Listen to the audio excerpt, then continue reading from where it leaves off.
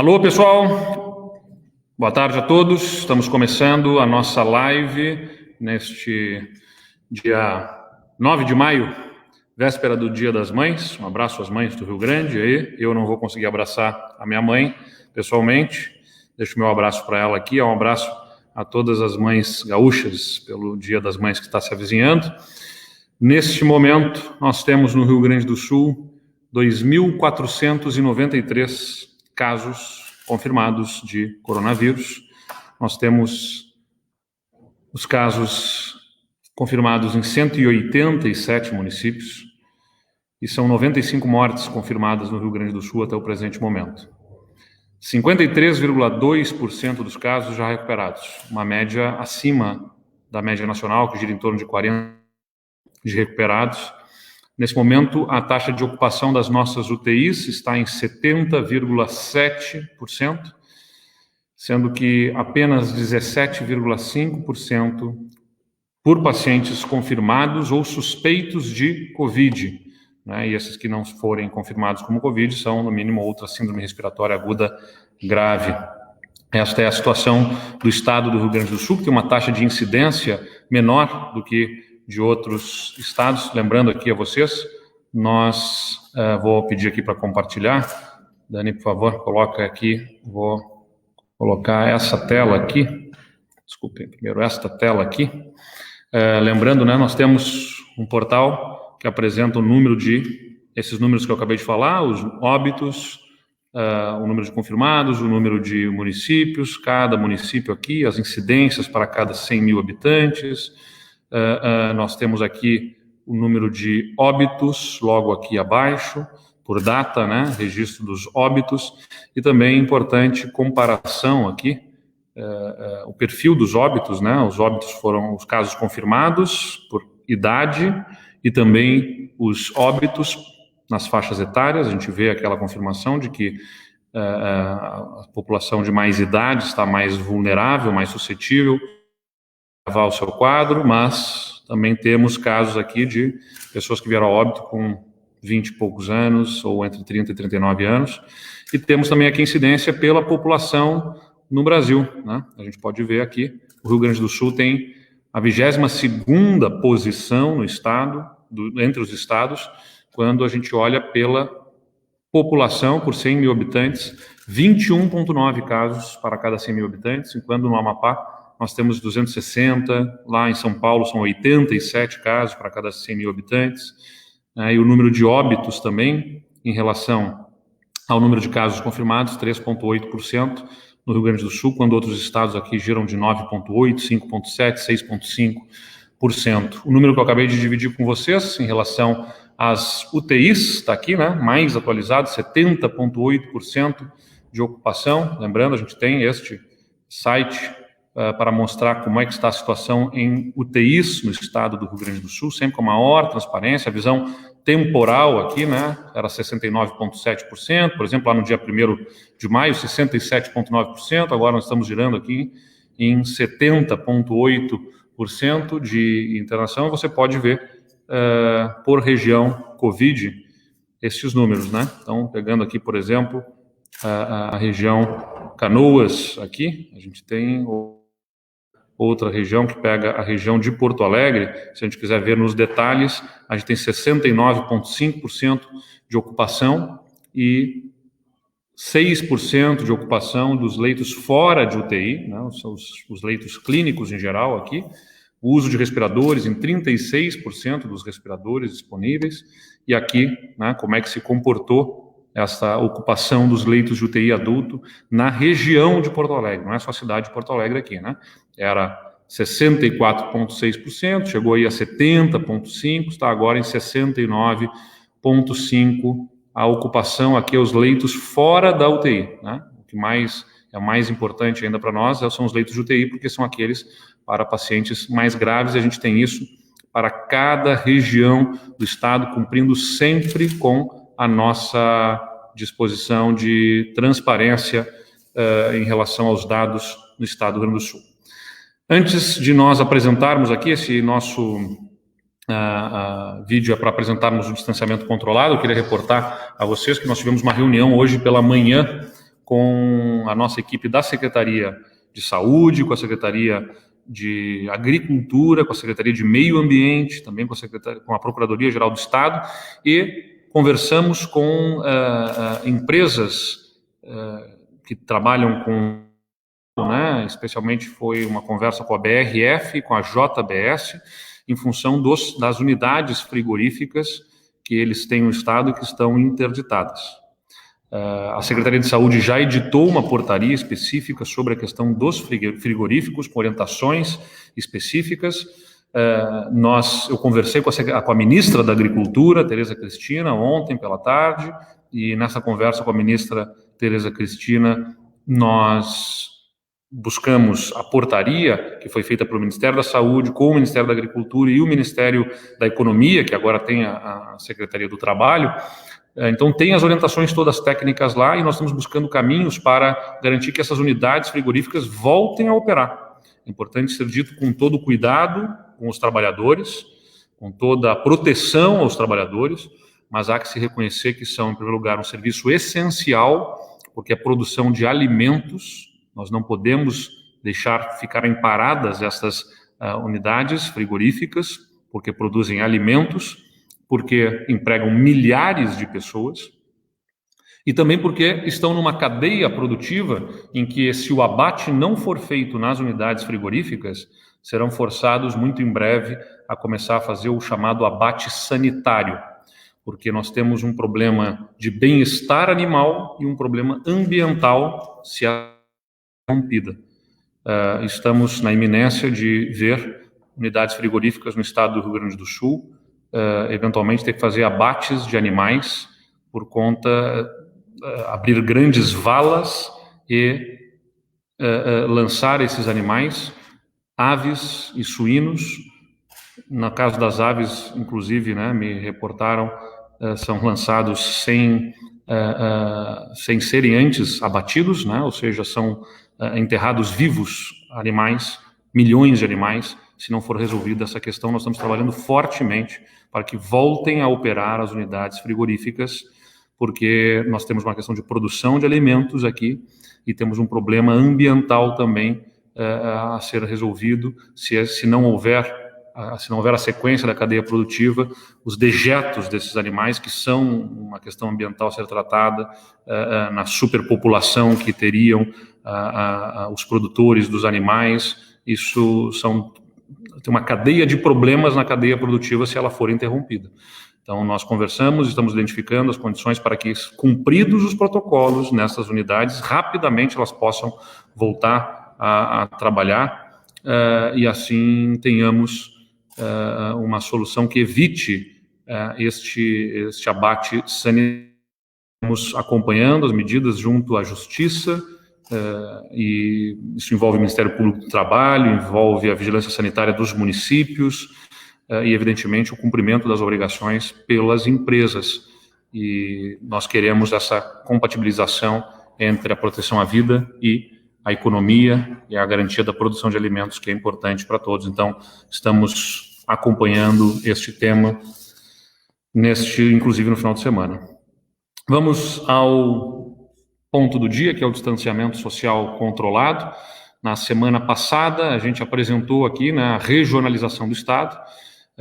Nós anunciamos que, a partir de então, nós faríamos aos sábados a troca das bandeiras, e a partir deste sábado, nós migramos, então, na verdade, a partir de segunda-feira, né, nesse sábado, nós vamos anunciar aqui as novas bandeiras das regiões, a partir dos estudos, dos dados de cada uma das regiões, e já definidos os protocolos, então, para cada uma das bandeiras que elas vão ter que essas regiões atender a partir da próxima segunda-feira. Um modelo muito consistente, trabalhado com ciência, com dados, num grande esforço de muitos especialistas que se envolveram para que nós definíssemos o peso de cada um dos itens que são analisados para elaborar o risco de cada uma das regiões, e também os protocolos para cada um dos setores das atividades econômicas. Isso envolveu muita gente, muitas horas de trabalho. Por isso eu quero chamar aqui a nossa secretária Leani Lemos, nossa secretária do Planejamento, que liderou essa equipe no Comitê de Análise de Dados para que ela possa fazer a sua manifestação antes da gente fazer a apresentação. Já agradecendo a ela, parabéns, Liane, muito obrigado aqui por liderar com tanta competência esse trabalho. Em teu nome, os parabéns já à nossa equipe toda do planejamento, os especialistas que voluntariamente se engajaram, a toda a equipe de outras áreas também. Em seguida, nós vamos chamar a nossa secretária Arita também, mas eu queria que pudesse dar umas palavras aqui antes da gente apresentar o modelo. Obrigada, governador. Boa tarde a todas e todos que estão nos ouvindo, né, nos assistindo nessa live. Eu acho que foi um esforço, governador, muito grande, muito significativo, e que envolveu não só o governo, mas toda a sociedade, né? Nós estamos num momento de grande incerteza. Essa é uma pandemia diferente de outras que já aconteceram, é a primeira vez que algo dessa natureza nos atinge, e nós estamos, ao mesmo tempo, tentando entender o processo e construir a forma de conviver com essa pandemia, né, com seus efeitos, não só na saúde, mas também na economia e na nossa vida cotidiana. Então, esse processo foi um processo de muito esforço, como o senhor disse, de várias equipes do governo, da Secretaria de Planejamento, da Secretaria de Saúde, o envolvimento de diversos atores da sociedade, das universidades. Nós temos inúmeros. Eu quero aqui agradecer a todos eles que têm dado do seu tempo para nos ajudar nesse processo, das equipes técnicas, mas também da participação, da contribuição de entidades, de setores, que veem nesse processo também a oportunidade de dar um pouco da sua contribuição, do seu conhecimento, para que esse pacto, porque tem que ser um pacto, só funciona um sistema como esse, se todos estiverem convencidos de que é seguindo esses protocolos, seguindo essas regras, obedecendo a essa nova forma, né, de se organizar, que nós vamos conseguir passar por esse período sem experiências tão trágicas quanto em outros estados, em outros países. Eu acho que esse é um esforço bastante grande, é um esforço de cada um, de cada uma no estado, e eu fico muito feliz de ter podido contribuir, governador, com a minha equipe nesse processo. Obrigado, Liane. Vamos escutar também um pouquinho da Arita, nossa secretária de Saúde, porque a Secretaria de Saúde também está trabalhando muito e fez um belo trabalho aqui também. Secretária Arita, por favor, parabéns por todo o trabalho também e parabéns à nossa equipe da Secretaria de Saúde. Bom, boa tarde a todos. É com muita honra, né, que participamos dessa live, que temos absoluta convicção de que o Estado do Rio Grande do Sul está fazendo, né, um grande esforço para vencer essa epidemia, e que o dia de hoje marca, além do que já conquistamos até aqui, de estarmos numa posição em relação a outros estados melhor, mas nem por isso, né, deixamos de estar vigilantes em apresentar um novo modelo de distanciamento controlado, onde se dá uma grande ênfase à prevenção e ao controle. Para isso, nossas equipes, e eu preciso também aqui fazer um registro ao trabalho todo da equipe da Secretaria de Saúde, e o grande esforço da integração, porque foi um trabalho em que as equipes juntas conseguiram construir um modelo que certamente vai dar para a sociedade um espelho daquilo que estamos vivendo e daquilo que queremos viver no futuro, reunindo a saúde das pessoas sem deixar de lado as questões econômicas. Então, a organização do nosso estado em regiões de saúde vai servir para que cada cidadão se enxergue na sua região e também faça a sua parte, não só os governos, no caso estadual, e os governos municipais, os prestadores de serviço, o controle social, as entidades todas que colaboraram na construção desses protocolos, mas aqui também queríamos valorizar a participação da sociedade nesse processo. E acreditamos que esse mapeamento, essas bandeiras, esses protocolos, nos darão um norte do que temos que fazer para que possamos passar por essa epidemia com o menor dano possível, principalmente com o foco que é o nosso motivo principal, que é promoção da vida, salvar vidas, garantir assistência, regular o acesso e estar presente, dando o apoio técnico necessário aos gestores municipais. Essas eram as minhas palavras iniciais. Obrigado, Arita. Para finalizar aqui, vamos com o nosso procurador-geral, Eduardo Costa, porque tudo isso vai ser convertido num decreto. O nosso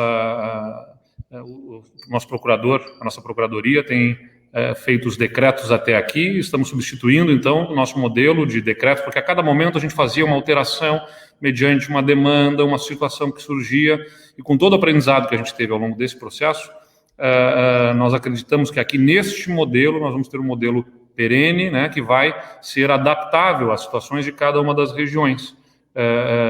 Portanto, onde estiver mais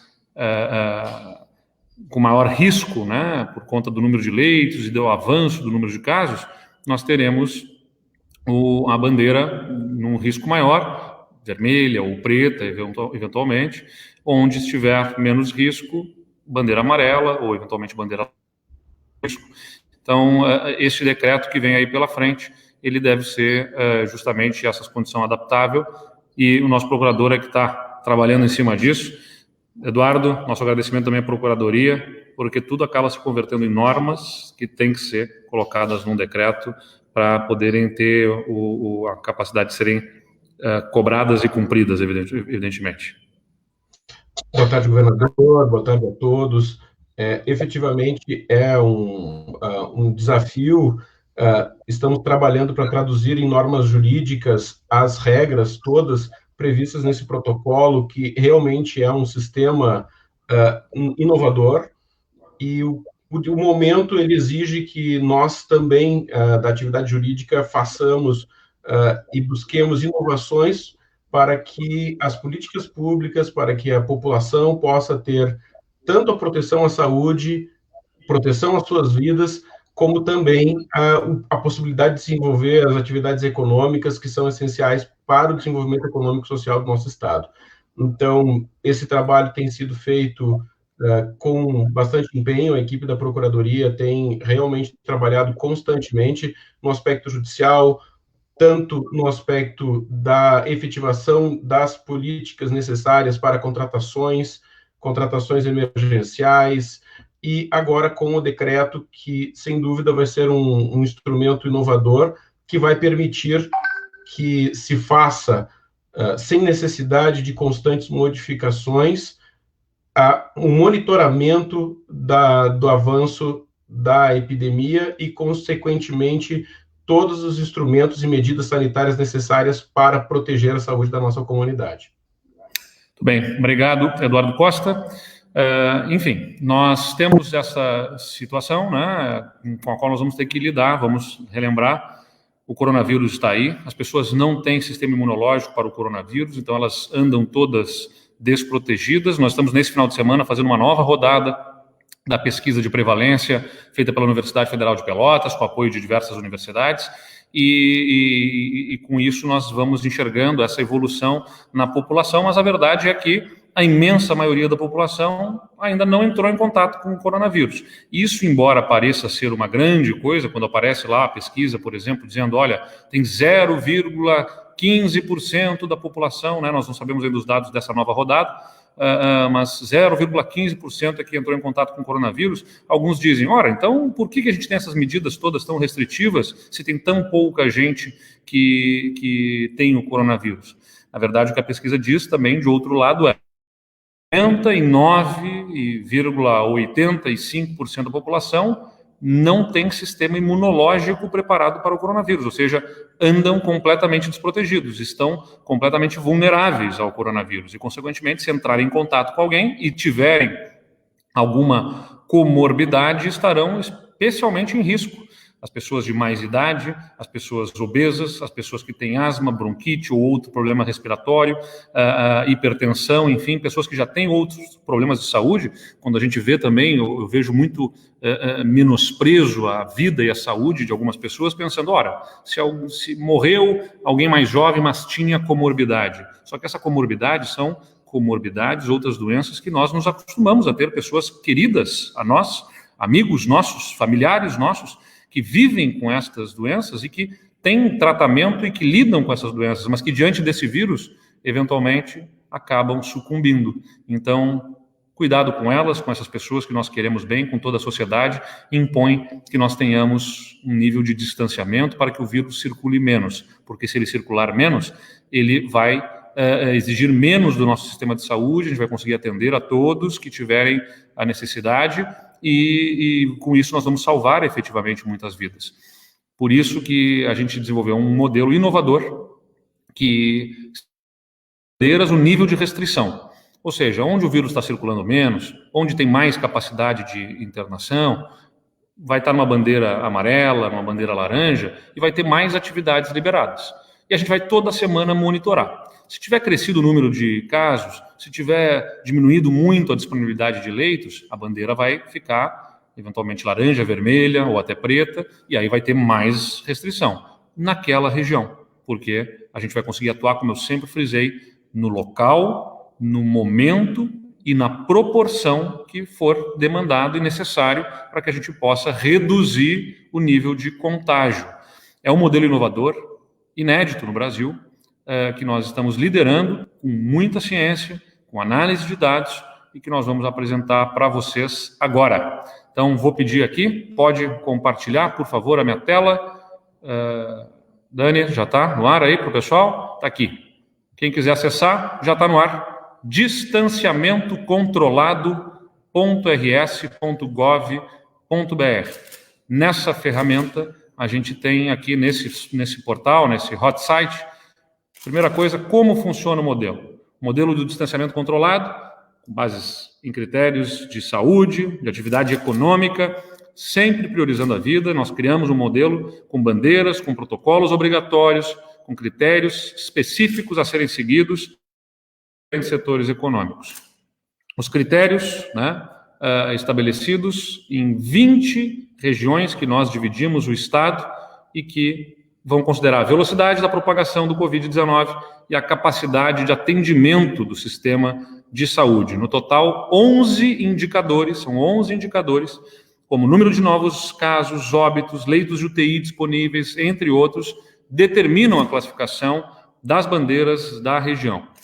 As bandeiras e os protocolos, conforme o grau de cada região de risco em saúde, vão ser cada região classificada em amarelo, laranja, vermelha ou preta a bandeira. O monitoramento vai ser semanal, a divulgação das bandeiras sempre aos sábados, como nós estamos fazendo agora, para valer a partir de segunda-feira, a partir da meia-noite, no caso, da segunda-feira, os primeiros minutos da segunda-feira entra em vigor esta nível de restrição. Aqui no lado tem um vídeo para explicar um pouquinho mais também isso que a gente está contando agora para vocês, e aqui estão as regiões, Se você clicar aqui, vai abrir um PDF, a gente resolveu colocar em PDF estes arquivos para que as pessoas possam baixar, imprimir, justamente. Eu espero que abra, está com a conexão meio lenta para mim. Nós clicando aqui, você abre as regiões, tem a explicação de cada uma das regiões. Vamos deixar ali fazendo o loading também. Eu já deixei os protocolos abertos para não ser pego aqui pela... está baixando aqui do lado agora, pronto. Então, nós vamos ter as regiões de saúde. Pronto, agora sim. Vai abrir aqui do lado esse arquivo de PDF para que vocês possam ver cada uma dessas regiões que a gente acabou de contar para vocês. Por exemplo, a gente tem aqui a primeira região, Santa Maria, que une duas regiões de saúde, quais são os municípios. Aqui vocês acompanham cada uma das regiões, se quiser baixar e imprimir, por isso a gente deixou em PDF. E aqui embaixo a gente já vai para o mapa, aqui, que é o que as pessoas querem ver, na última rodada dos indicadores. O que a gente verificou foi que a região de Passo Fundo, por exemplo, deixou de ser uma região vermelha e passou a ser uma região laranja. A região de Lajeado continua na bandeira vermelha. As outras regiões aqui que estão em laranja, né, e algumas regiões na bandeira amarela. Mas antes de vir aqui nas regiões, a gente tem aqui, ó, nesse quadradinho, os protocolos gerais, que são obrigatórios. E conforme está aqui nesse preste atenção, são protocolos obrigatórios que pelos empregadores, pelos trabalhadores, pelos clientes ou usuários de todos os setores. É importante, quando você clicar ali, vai abrir este PDF aqui, que vai ter todos os protocolos também a serem observados, critérios de funcionamento, com teto de operação, modo de operação e horário de funcionamento, são aqueles que vão ser definidos nos critérios específicos para cada setor. Eu vou mostrar isso para vocês em seguida.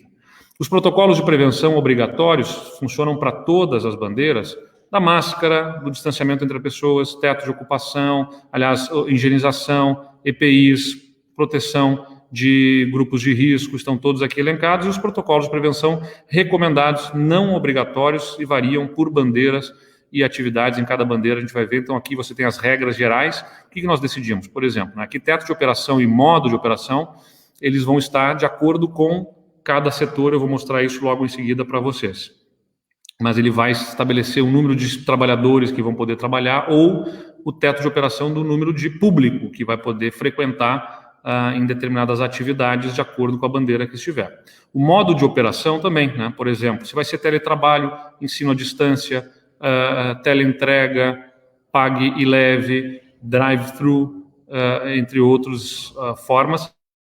O horário de funcionamento nós deixamos como um critério recomendado para regulamentação municipal, porque de acordo com a realidade local podem ser os municípios utilizar alternância de horários entre as atividades econômicas como forma de dispersar no tempo o público nos transportes coletivo, por exemplo. Mas como aí há muita variação entre os municípios, a gente preferiu colocar isso como um critério para regulamentação municipal. E aí você vai navegar aqui, vai ver, né, o uso de máscara com recomendação do uso de máscara descartável para todos. Na verdade, nós estamos fazendo aqui, por favor, Dani, volta aqui para mim, por favor, porque nós estamos colocando neste decreto o uso obrigatório da máscara em todo o estado para as pessoas nas ruas e nos ambientes com aglomeração de pessoas, ou seja, qualquer local que tenha grupo de pessoas ser utilizado de forma obrigatória a máscara. Nós tomamos essa decisão sabendo que há uma dificuldade de fiscalização. Mas assim como, por exemplo, a gente não consegue fiscalizar também se as pessoas fumam ou não em ambientes fechados, essa é uma realidade, fiscalização, mas a sociedade impôs, a sociedade fiscaliza, a sociedade não tolera que as outras pessoas fumem em ambientes fechados. Nós estamos colocando como determinação, confiando também na própria sociedade como fiscal, como apoiadora das medidas, utilizando as máscaras e assim viabilizando que nós tenhamos um novo comportamento necessário nesse momento para que nós possamos reduzir a disseminação do coronavírus. Então, o Estado e as prefeituras deverão fazer a fiscalização. Não será fácil, evidentemente, fiscalizar a máscara em todos, mas nós contamos com a sociedade ajudando a fazer cumprir algo que ajuda sensivelmente para que o vírus não se propague no ar, não se disperse, não contate assim outras pessoas, porque quem usa a máscara protege a si, mas protege muito os outros. Então, cada pessoa cobrar o uso da máscara da outra é uma forma de fazer com que se proteja a saúde de todos que estão ao redor, porque se essa pessoa eventualmente estiver com o coronavírus e eventualmente ao falar dispersar a sua saliva no ar ou atingir outra pessoa ou ao tocar o seu rosto, manipular algum objeto, vai assim estar contaminando as outras pessoas. Estamos colocando agora a máscara como de uso obrigatório. Pode voltar a compartilhar, por favor? Voltamos aqui, né? A gente tem, então, os protocolos gerais, como mostrei para vocês. além das máscaras, o distanciamento entre as pessoas, o teto de ocupação, tudo isso estabelecido nesses protocolos, que estão gerais aqui, e a gente tem depois o mapa. Se você colocar o seu município, né, vamos supor aqui, Porto Alegre, a gente vai ter Porto Alegre, bandeira laranja, risco médio, a explicação do risco, e a gente pode clicar e abrir por setores, por exemplo, o comércio, isso aqui na região de Porto Alegre, e estamos colocando aqui os protocolos estabelecidos pelo Estado do Rio Grande do Sul para Porto Alegre, por exemplo, e região. É claro que vai depender também dos próprios prefeitos, que precisam ajudar a fazer cumprir e de acordo com o seu decreto, que eventualmente poderá ser, como define o próprio Supremo Tribunal Federal, mais rigoroso e mais restritivo que o protocolo do Estado. Então, estou abrindo aqui agora, né, nós acabamos de dar um problema de rede aqui para mim agora, está abrindo o PDF do comércio aqui ao lado. Vamos lá, tinha deixado aberto isso aqui também já, né? Deixa eu ver se agora essa nova... Mas a gente vai abrir logo em seguida aqui para vocês. Vai dar problema na minha conexão de novo. Vamos fazer o seguinte, vamos tentar novamente, para saber se eu consigo aqui abrir. Ou vamos fazer o seguinte, Dani, vamos parar de compartilhar, e eu vou tentar ajustar.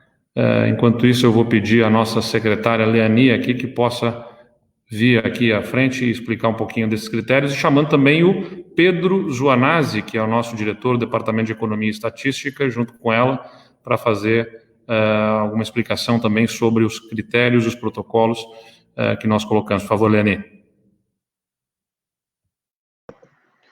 Bom, governador, nós temos, então, a gente já tinha divulgado anteriormente, né, as medidas que são utilizadas para esse processo. A gente usa basicamente 2 grandes grupos de medidas, que são medidas relativas à propagação do coronavírus, e outras 3 medidas relacionadas à capacidade do Estado de resposta. Então, cada uma tem um peso específico e tem seus indicadores. Então, a gente mede, por exemplo, velocidade do avanço do Covid, o número de casos da última semana em comparação com o número de casos da semana anterior. A gente olha para o número de casos SRAG do último dia em comparação com o da semana anterior. A gente usa ocupação de leitos clínicos do Covid. A gente usa também em comparação, né, a gente está medindo velocidade, então como é que muda de uma semana para outra. A gente usa ocupação de leitos de UTI também pelo Covid. Então, a gente tem alguns indicadores que dizem respeito à velocidade ou à propagação, como é que a pandemia está se comportando. Ela está aumentando, então aquilo vai escurecendo, vai dando calor na bandeira. Se aquela região está melhorando, está reduzindo o número de casos em relação à semana anterior, então a gente vai tendo, né, as bandeiras vão caindo no risco, elas vão ficando mais suaves. Então a gente tem esses indicadores de propagação e temos também os indicadores que dizem respeito à capacidade do Estado. A gente tem indicadores que são de ocupação dos leitos, número de leitos disponíveis nas macro-regiões, no Estado, o número de leitos que estavam ocupados na semana anterior e nessa semana. A gente tem também alguns indicadores de incidência, né, que dizem respeito ao número de óbitos que ocorreram por sobre 100 mil, proporcionalmente à população.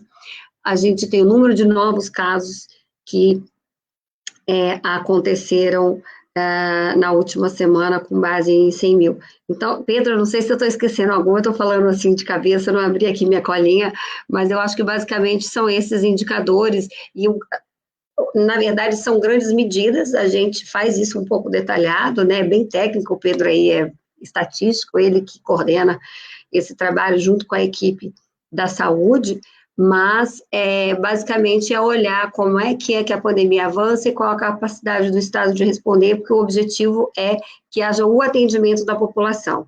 Se avança numa velocidade que tem capacidade de resposta do Estado, não tem problema, né? O Estado vai responder. Agora, se avança numa velocidade tal que a capacidade do Estado fica pressionada, não tem UTI, não tem respirador, não tem leito suficiente, então a gente tem que mudar o comportamento.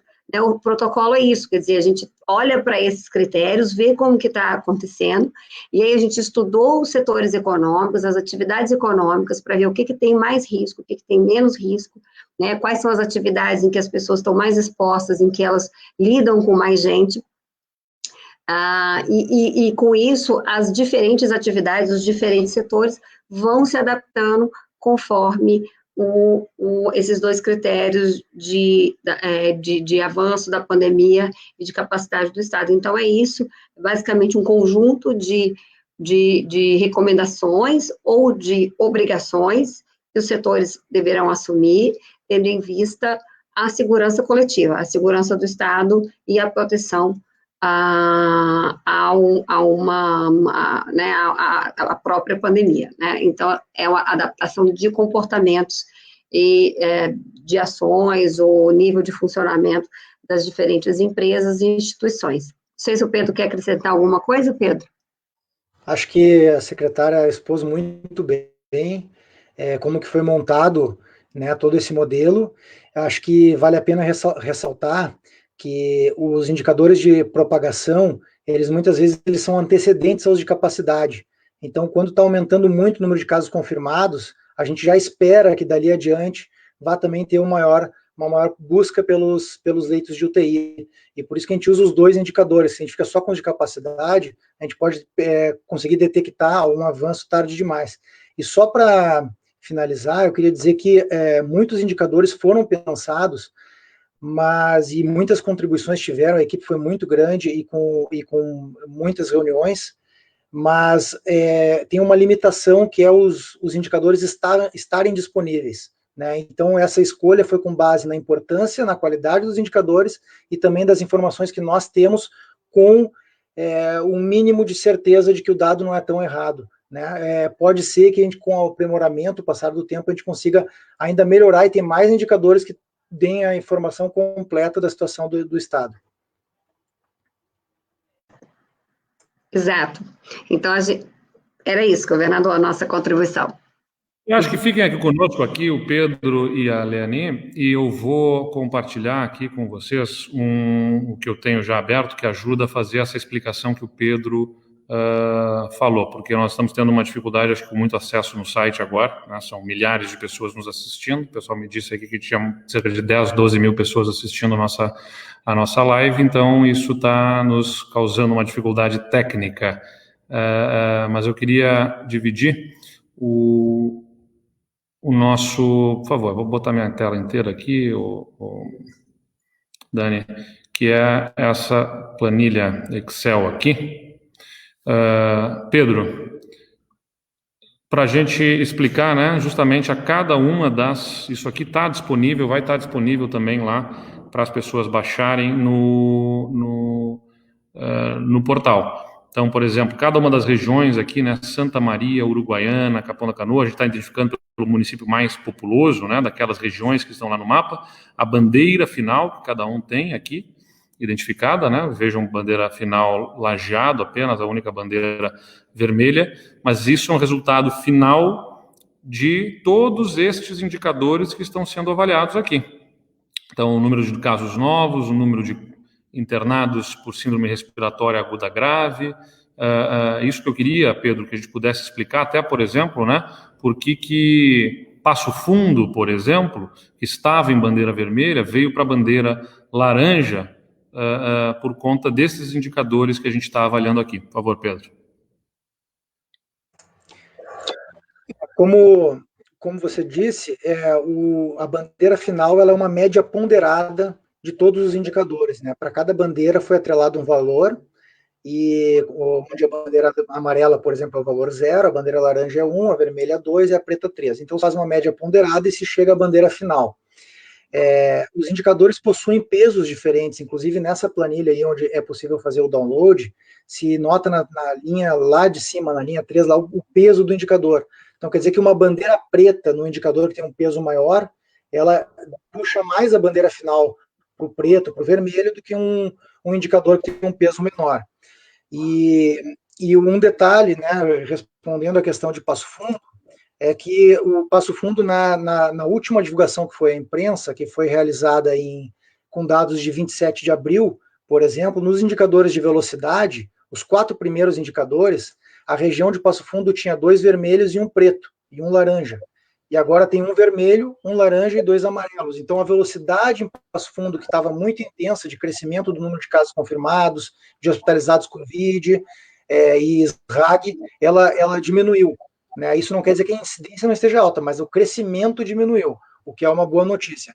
E a outra grande diferença que mudou a bandeira de Passo Fundo é quando a gente olha o número de óbitos, né, em relação a cada 100 mil habitantes, que antes Passo Fundo tinha uma bandeira vermelha e agora ela desceu para a bandeira laranja. Então, o número de óbitos também caiu de uma semana para outra, isso no intervalo de 7 dias.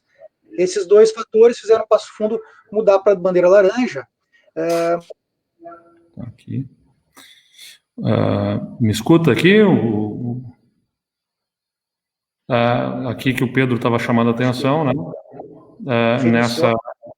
Neste caso aqui, na bandeira laranja, a gente tem Passo Fundo e, por exemplo, Lajeado na bandeira vermelha pelo número de óbitos nos últimos 7 dias, proporcionalmente a cada 100 mil habitantes. Então, lembrando, né, a bandeira final é um resultado da análise de tudo isso aqui, né, o total de casos ativos, o número de casos confirmados nos últimos 7 dias para cada 100 mil habitantes, o número de pacientes em relação à semana anterior, Covid, o número de internados por síndromes respiratórias agudas graves em relação à semana anterior. Tudo isso é considerado e é trazido aqui para a gente poder fazer o levantamento final e a bandeira final. Lembrando, né, o nosso modelo, por isso mesmo, não é um modelo de afrouxamento, de flexibilização. Ele é um modelo que coloca cada região na proporção da restrição que ela deve estar por análise técnica e científica. É isso, objetivamente. Então, não se trata de flexibilizar, trata-se de tratarmos cada região com a intensidade de restrição que ela precisa ter. Por isso mesmo que a gente usa o termo do distanciamento controlado, porque não é sobre nós administrarmos de qualquer forma esse medicamento em alusão ao medicamento de uso controlado. O tratamento para o Covid, que envolve o distanciamento, ele tem que ser o distanciamento controlado, ou seja, acompanhando os efeitos colaterais que se tem sobre a economia, ajustando essas restrições de acordo com o que se observa em cada região. Não sei se a Liane quer agregar alguma coisa. Não, governador, acho que é isso, é perfeito. Eu estava olhando aqui alguns comentários, né, da live. Na verdade, é um conjunto de indicadores, e só para algumas pessoas estão ali questionando, esse site lá embaixo você consegue fazer o download, você consegue baixar a base de dados com todas as informações. E tem uma nota metodológica, então está tudo explicadinho ali. Quem quiser saber um pouco mais, quiser um pouco mais de detalhe, como é que foi calculado cada um dos indicadores, como é que você chegou a cada uma das maneiras, a gente tem isso lá na nota, e tem também a base com todas as informações, todos esses indicadores que a gente está falando, né? Vamos chamar aqui a nossa secretária Arita Bergman, que também está pedindo para lembrar aqui alguns itens. Secretária Arita, por favor. Tem que tirar do mudo aqui a nossa secretária. Espera aí. Nossa equipe aqui.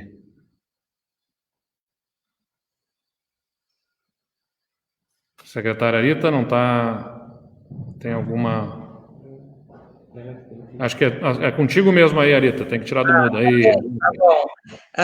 Não, eu queria lembrar também que essa regionalização aconteceu baseado em algumas variáveis, entre elas a afinidade das regiões, o fato de que cada uma dessas regiões tem uma rede de referência assistencial, e quando uma região fica numa determinada bandeira todos os municípios daquela região passam a ter que seguir os protocolos que serão apresentados a seguir para a referida região, porque muitas vezes os prefeitos nos questionam, bom, mas o problema maior, o maior número de casos é na cidade A ou B, como o Pedro muito bem explicou, isso aqui é uma média, né, da região, da progressão e da velocidade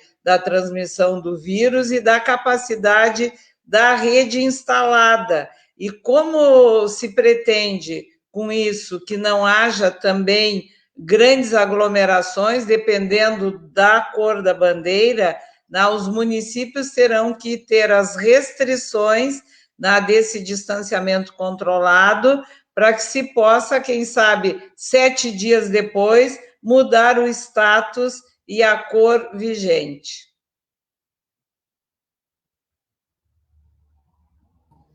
Muito bem, então eu não sei se a Leani tem aqui, infelizmente nós não previmos que teríamos acesso gigantesco da página, que iria derrubá-la aqui ao vivo para nós, né?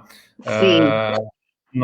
Vocês têm PDF para apresentar aqui daquelas planilhas do comércio, por exemplo, Leani? Se vocês tiverem aqui, a gente... Posso abrir aqui, governador, posso fazer. Eu acho que o pessoal está pedindo para o senhor repetir o endereço do site, porque as pessoas estão querendo acessar o site, enquanto isso eu vou baixando aqui, governador. Não vou conseguir acessar porque está uma intensidade de gente pedindo aqui, que é o distanciamentocontrolado.rs.gov.br.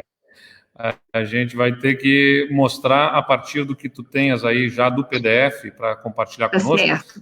Vou abrir agora. Tabela, daquela tabela que mostra justamente as exigências para o comércio, por exemplo, em cada uma das atividades, e aí a gente compartilha mostrando o que a pessoa vai conseguir abrir e acessar lá, a gente conseguir estabilizar o nosso site para a demanda que está vindo aí.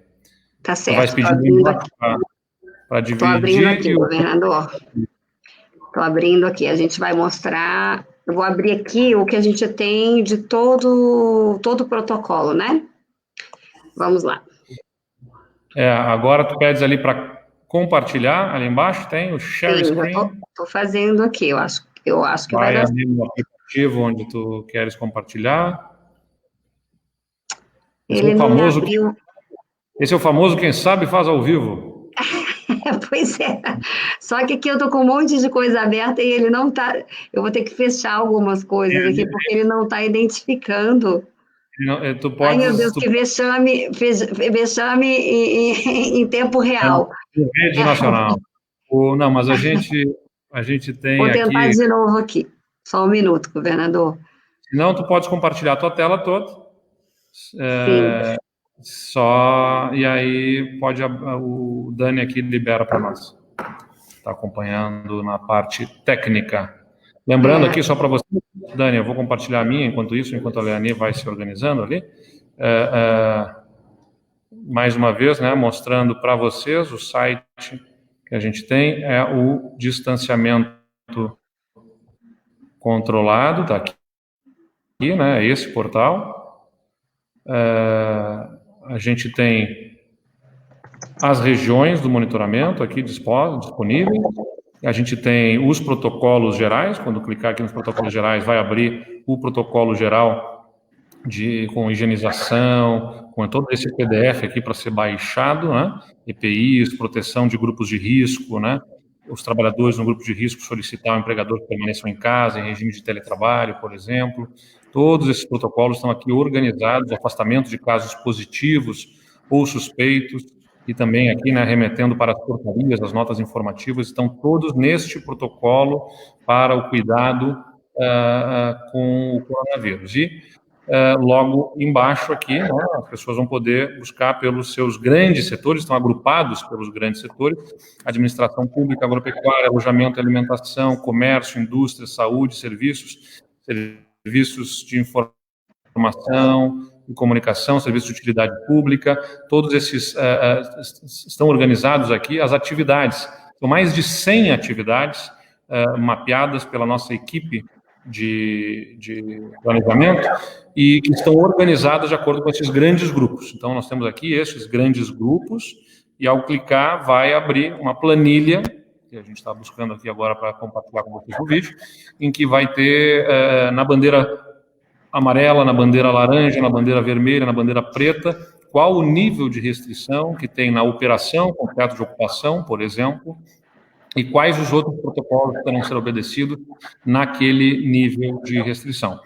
Aqui vai acessar a nota metodológica também, um arquivo em PDF que explica justamente do ponto de vista metodológico, científico, qual é a base técnica deste método, né? Que a gente mostrou naqueles itens que são analisados, o número de casos em uma semana em relação a outra, como é que se faz esta fórmula, e também a base de dados completa. Clicando aqui vai abrir aquela planilha que a gente acabou de mostrar para vocês. Então, aqui vamos... vamos ver se a Leani tem para nós aqui para conseguir compartilhar, Leani. Não consegui compartilhar, governador. Eu estou tentando aqui, conversando com o técnico Daniel, para ver se eu consigo mandar para ele. Eu posso também lhe mandar isso se eu tentar abrir. Eu não consegui aqui do meu. Bom, me faz isso, me manda aqui, então, que eu faço, eu abro aqui, não tem problema. Para a gente conseguir. Estou mandando agora. Até tentei aqui, eu estou com ele aberto, mas ele não está identificando a... A Rita quer fazer uma colocação. Não, governador, como nós estamos ao vivo e mostrando que o nosso mapa também é atualizado a cada momento, nós já temos dados novos no nosso dashboard dos casos confirmados.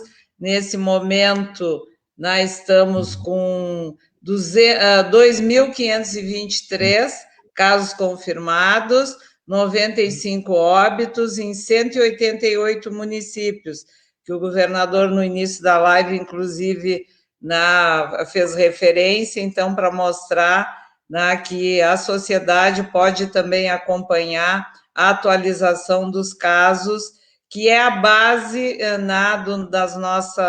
dos nossos indicadores que nós avaliamos cada semana e fazemos o monitoramento permanente. Era isso.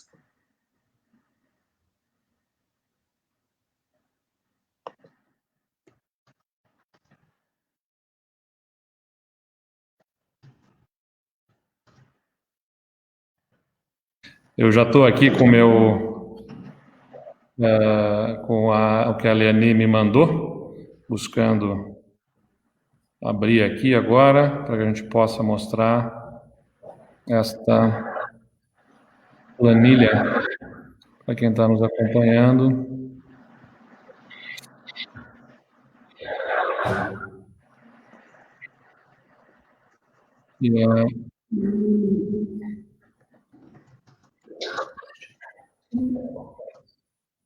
Puxa vida, agora não consigo abrir o arquivo que a Leani me mandou, mas eu já tenho aqui, ó. É a velha lei de Murphy, Leani. Mas a gente vai dar jeito aqui. Eu vou mostrar para vocês, nem que seja no celular aqui.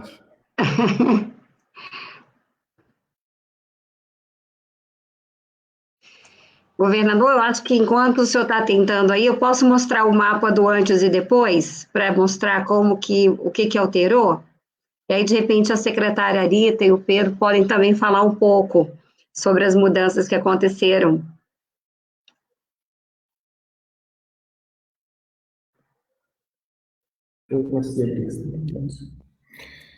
Feito. Está aqui, ó. A gente tem esta planilha aqui.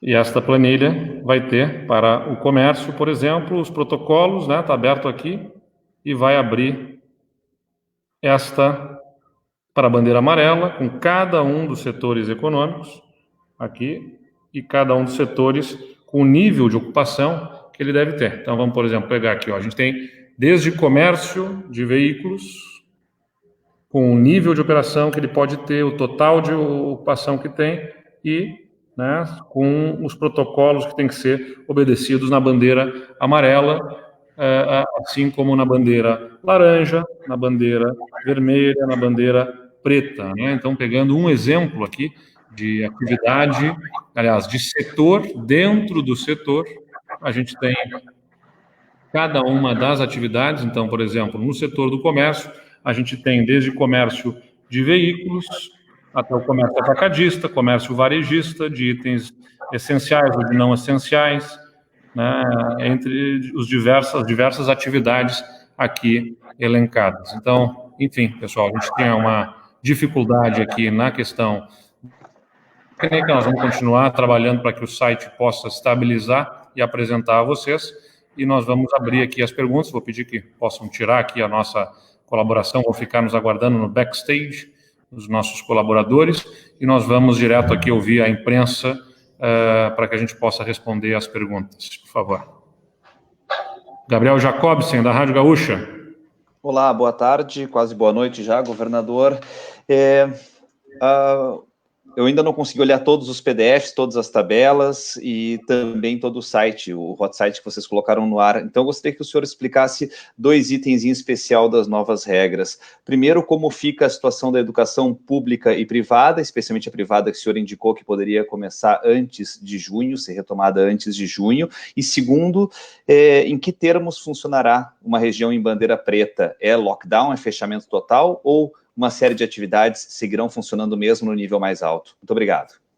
Obrigado, Gabriel. Olha, a educação, nós optamos por ainda fazer a discussão dos protocolos para o retorno da educação.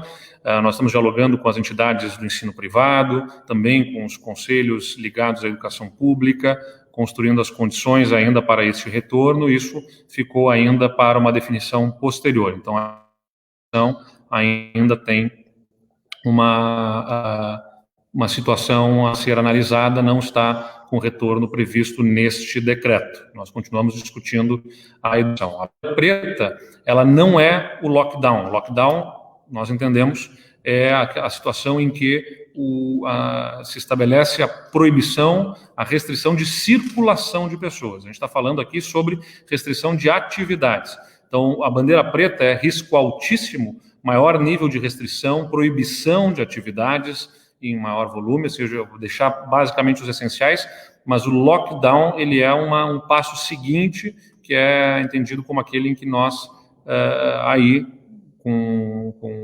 a condição de restringir a própria circulação das pessoas na rua, seria um passo seguinte. Assim como do outro lado nós não temos a extremidade da bandeira verde aqui prevista, porque a verde será quando nós pudermos voltar à normalidade, nós não colocamos do outro extremo também o lockdown, que seria essa situação de maior, absoluta restrição, inclusive de circulação de pessoas, o que ainda não se experimentou no Brasil, a não ser por decisão judicial em alguns estados do Norte ou do Nordeste. Uma pergunta, a Leani quer fazer uma colaboração aqui, depois a gente vai chamar a Leani. Por favor, Bruna. Oi, tudo bem, governador? Boa noite para o senhor e para todos. Eu queria saber se nesses estudos que realizaram aí para elaborar um modelo do distanciamento controlado, vocês também calcularam estimativa para a situação do inverno em termos de taxa de ocupação de UTI, e o senhor anunciou, né, que abriu editais para compra de leitos particulares, mas eu queria entender um pouco melhor quanto pode ser essa demanda além do que o Estado tem, e também eu queria entender quais são as circunstâncias que podem ser determinantes para uma bandeira preta e também um lockdown, porque muitos estados que estão determinando lockdown agora, eles já atingiram o ápice, né, já atingiram aí um problema maior, talvez o ideal teria sido eles terem determinado lockdown antes. Perfeito, obrigado, Bruna. Acho que é importante aqui a gente dividir, né? Nós temos, de fato, a situação do inverno aí pela frente, sendo observada. O que nós fazemos? Qual é o nosso ponto aqui em relação ao inverno? É analisar a partir dos dados que nós temos das internações nos outros períodos de inverno. Nós observamos aí o histórico em cada uma das regiões, onde que os sistemas de saúde ficaram mais pressionados, precisando mais leitos, né? O nosso plano de incremento de leitos de UTI no estado envolve chegarmos a 60% de incremento de leitos de UTI no estado. Estamos disponibilizando esses leitos em diversas regiões para que nós tenhamos a condição de atender no inverno as síndromes respiratórias agudas graves, que temos como rotina um aumento, como regra, um aumento de internações durante o período do inverno, e levando em conta que o inverno vai fazer com que as pessoas circulem mais em ambientes fechados, e isso poderá envolver um aumento de transmissão do coronavírus. Por isso que a gente precisa muito das pessoas colaborando. Agora, eu insisto, este nosso modelo não é flexibilização. O que vai acontecer se uma região começar a experimentar maior número de internações, o comprometimento da capacidade de atendimento, maior volume de disseminação do vírus? Ela vai migrar para uma bandeira que vai impor mais restrições. E se nada acontecer na semana seguinte, vai migrar para mais restrições ainda. Então, vai ser feito na medida da necessidade. Agora, não é possível que nós pensemos em conviver durante longos meses, como se projeta por conta de nós. Já estamos aí há 2 meses vivendo com algum nível de restrição no país, e vamos ter mais meses para pensar que a gente vai ficar com tudo fechado em todo lugar o tempo todo. Não dá, não é possível. A gente tem que ter um modelo mais racional, equilibrado, que feche onde tenha que fechar, na proporção que tem que fechar, né, e no momento em que tem que fechar. Essa é a diferença desse modelo do Estado do Rio Grande do Sul que a gente está implantando agora no Estado. Nós já abrimos o edital para os leitos privados. Os leitos privados, nós estamos chamando hospitais privados para que apresentem as suas propostas aqui, negociem com o Estado a contratação de leitos privados de UTI para atender também ao sistema público. Temos a expectativa de viabilizar aqui leitos que antes estavam disponíveis para a rede privada, para a população através do SUS. E o lockdown, como eu disse, se houver numa região, se a gente observar um crescimento do número de casos que demande lockdown, vamos fazer. Agora, pelo que eu entendi da pergunta, ela sugeria que poderia ser feito um lockdown preventivo. Não faz sentido. Não faz sentido fazer o lockdown preventivamente pelo efeito colateral que se tem. É mais ou menos como você, se uma pessoa tem algum sintoma de uma doença grave, já sai mais forte antes de fazer análise, né? Porque o remédio ele tem um efeito colateral. O tratamento do lockdown, ele é um tratamento agressivo, né? Comparado a um tratamento agressivo para uma doença, e, portanto, ele só deve ser ministrado, esse medicamento, esse tratamento, se verificar que, de fato, será necessário o lockdown. Eu queria até que a secretária Rita pudesse apresentar para nós aqui a questão envolvendo o inverno e os leitos privados, para responder melhor ainda essa pergunta da Bruna, da CNR. Pois não. Nós fizemos, então, um edital, né, de número 14. Esperamos que a rede privada ofereça leitos, mas, além disso, nós ainda estamos com a expectativa da habilitação junto ao Ministério da Saúde de quase 300 novos leitos que estão prontos, que dependem de habilitação. Nesse sentido, o governo do estado também já fez a sua parte, fazendo uma contratualização desses leitos que estão prontos, 139 leitos. Estamos também em processo de compra de equipamentos, porque o Ministério da Saúde não está repassando esses equipamentos, e gostaríamos ainda de reforçar aqui que, se uma região ficar com o status de bandeira preta, nós temos um complexo regulador compartilhado com as regulações de alguns municípios, como Caxias, Porto Alegre, Canoas, Pelotas, que farão o acesso regulado. Então, se uma região tiver dificuldade de acesso, nesse momento, nesse mapa, nós vimos quais são as regiões que mudaram e continuaram como vermelha, que foi Lajeado, mas que voltaram a ser laranja, como o caso de Passo Fundo. Mas isso não significa que não se olhe a taxa de ocupação dos leitos no estado do Rio Grande do Sul. Como a epidemia ela está também com maior volume de transmissão numa dada região, é possível acessar leitos em outra região. E no inverno, né, o inverno nos preocupa muito, mas a nossa rede está estruturada e se precisarmos ainda requisitar leitos na rede privada, o faremos conforme a necessidade de leitos para assistência. Mas eu queria dizer, para completar, que nós estaremos adotando protocolos, porque temos uma rede de leitos clínicos de quase 7 mil leitos espalhados no estado do Rio Grande do Sul, além de mais de 600 leitos de hospitais de campanha, que darão o suporte também para os casos de Covid-19 ou de SRAG no estado do Rio Grande do Sul. Então, há esse atendimento preventivo para que não se agrave e tenham necessidade de leitos de UTI. Bem, obrigado, secretária Arita. A secretária Leani queria complementar alguma coisa, e antes da Leani falar, vou dizer, conseguimos, o nosso site aqui está rodando de novo, consegui abrir aqui os pontos que a gente vai poder dividir com o pessoal. Tá bom. Na verdade, governador, é sobre a questão anterior que foi colocada pelo Gabriel em relação às bandeiras pretas, né?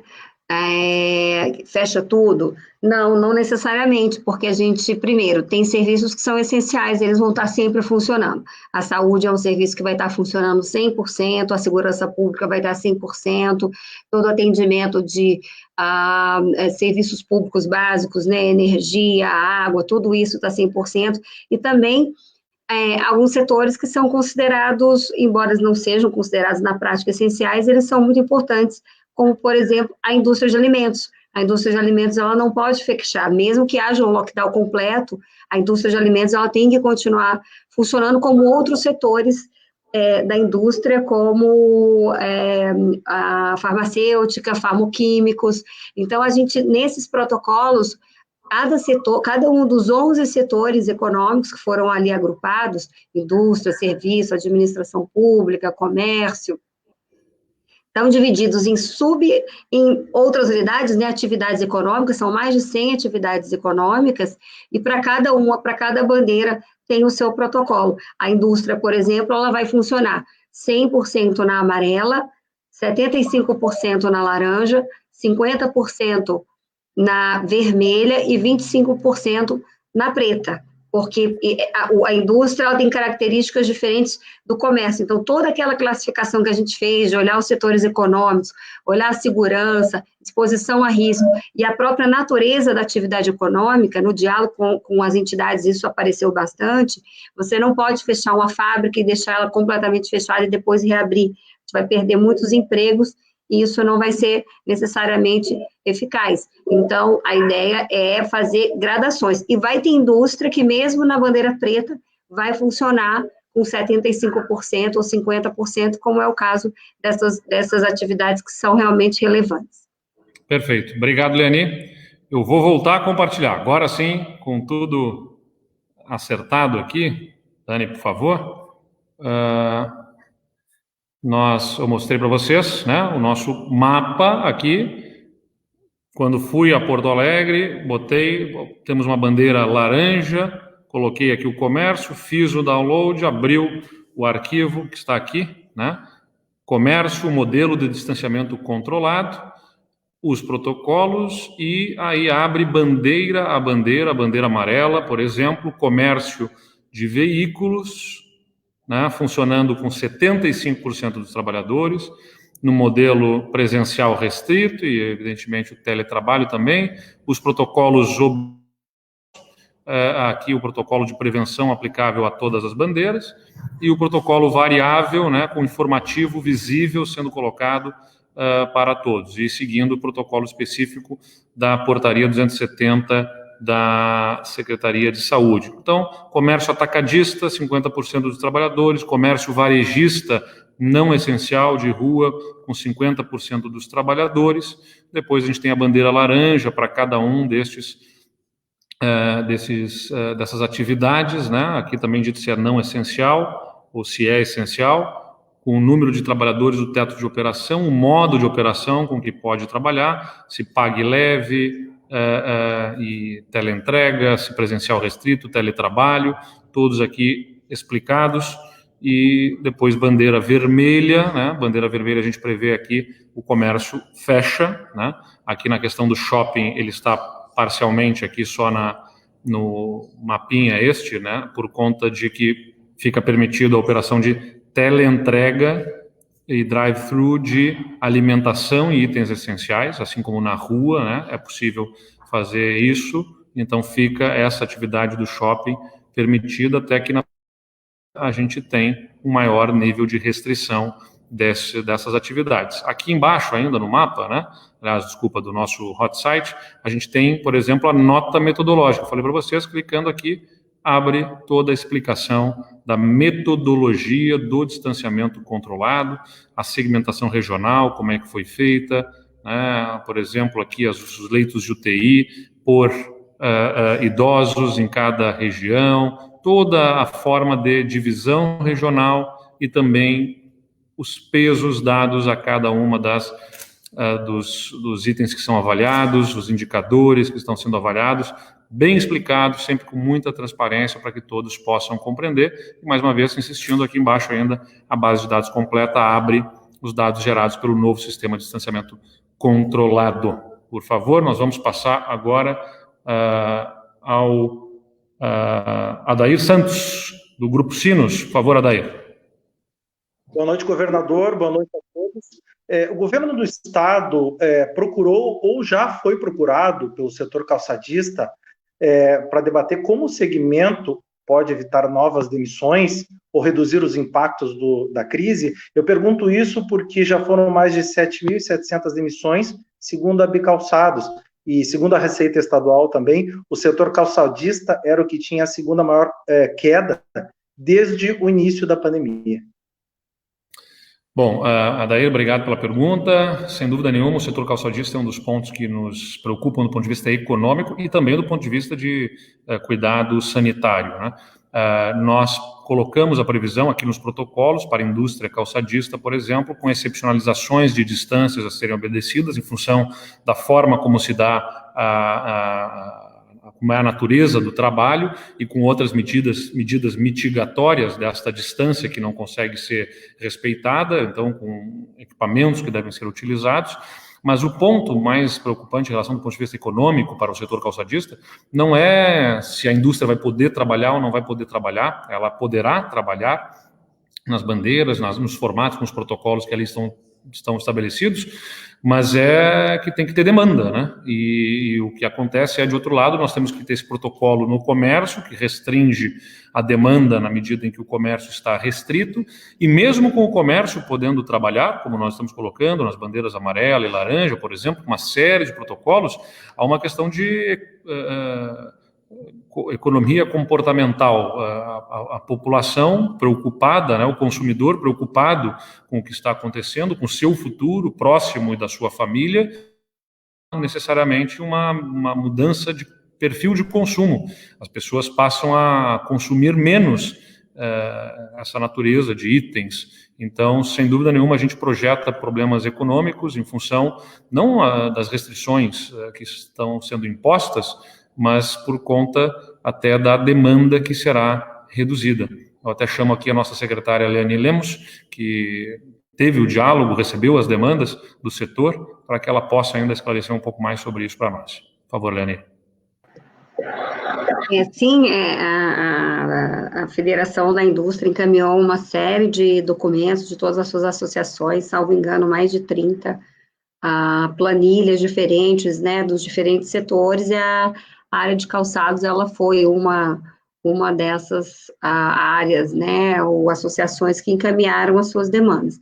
Na verdade, haverá com os demais setores da indústria o protocolo para cada bandeira de que poderá funcionar. Havia uma restrição que foi colocada pelos próprios os próprios agentes aí da atividade, sobre o espaço que fica entre as pessoas, porque lembrando que tem aqueles protocolos gerais que mesmo abrindo na amarela, governador, as pessoas vão ter que usar máscara, manter distância mínima, usar EPIs, todos os protocolos gerais terão que ser obedecidos, mas havia uma questão de distância entre as pessoas dentro das fábricas, que é uma das características da indústria calçadista.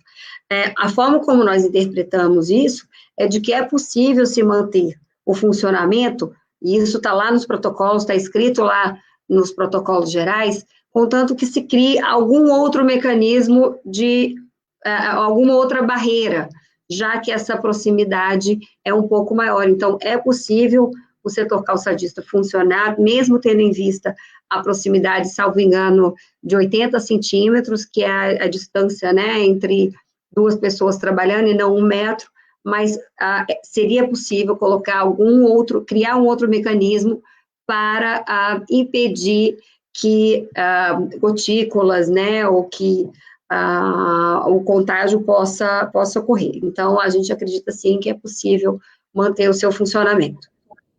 A Arita também quer dar uma colaboração sobre os protocolos aqui, Arita, por favor. Exatamente, né? Já apareceram todos os protocolos, mas já que estamos falando na indústria, né, o que nos chama a atenção, e gostaríamos de reforçar muito a importância, né, de que sempre que tem um caso sintomático, a indústria, a empresa notifique para a vigilância do município, para que se possa não só orientar o isolamento domiciliar, como também monitorar os contatos. Isso é de suma importância, bem como ter um cuidado específico, e isso está nos protocolos obrigatórios, daqueles trabalhadores de risco, especialmente gestantes de alto risco, os trabalhadores que têm comorbidades, os cardiopatas, os diabéticos, a obesidade mórbida, problemas com doenças renais, e entre outros, que as empresas observem e sempre que tiver um caso, informem a vigilância e promovam o afastamento para evitar na transmissão dentro da empresa, que muitas vezes os ambientes são fechados, e essa é uma preocupação grande da área da vigilância em saúde. Perfeito, obrigado, secretária Arita. Lembrando que nós estamos ao vivo pela TVE também, né, a TV Educativa do Estado. E a próxima pergunta é da Luciane Coleman, do SBT. Luciane, seja bem-vinda. Olá, boa noite, governador.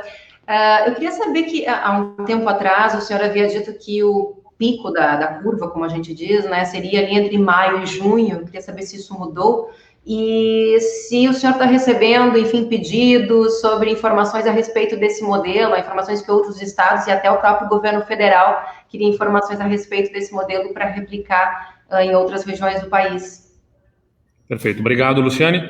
Olha, nós temos projeções, né, que indicam que o momento mais agudo aí vai se dar, de fato, ao longo do inverno. Agora, essa questão de falar sobre pico, ela pode ser até tecnicamente questionável, na medida em que o que a gente observava naquele gráfico famoso sobre o achatamento da curva, né, lembrem, a gente tinha uma curva mais agressiva, sem nenhuma medida mitigatória, nenhuma medida de contenção, de restrição de atividades, ou seja, permitindo que as pessoas todas circulassem livremente, mais pessoas seriam contaminadas, a curva ia mais alto rapidamente e também encerrava num período mais curto de tempo o coronavírus.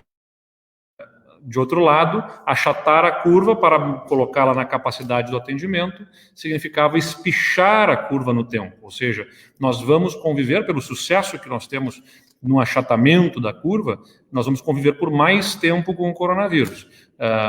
O chamado pico ainda não é possível de ser projetado até que nós consigamos efetivamente ver que estamos declinando, nós continuamos subindo em número de casos.